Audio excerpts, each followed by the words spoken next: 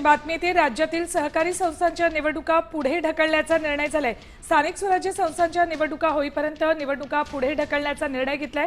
सहकारी गृहनिर्माण संस्थांच्या निवडणुका मात्र वेळेतच होणार आहेत। अपडेट्स घेऊयात आमचे प्रतिनिधी गणेश कवडे यांच्याकडून। गणेश, काय अपडेट्स आहेत याबाबतचे?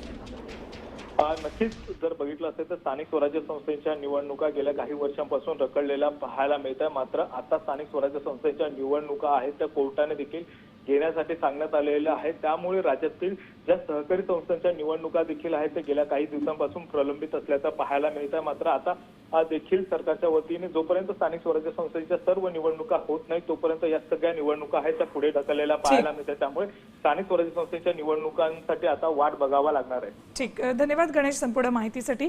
तर सहकारी संस्थांच्या निवडणुका आता पुढे ढकललेल्या आहेत। स्थानिक स्वराज्य संस्थांच्या निवडणुका हो घातल्यात, त्यामुळेच या निवडणुका पुढे ढकलण्यात आल्यात।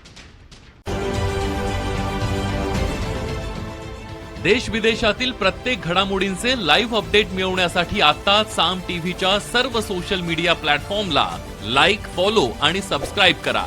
तसंच सर्व नोटिफिकेशनसाठी बेल आयकॉन प्रेस करायला विसरू नका।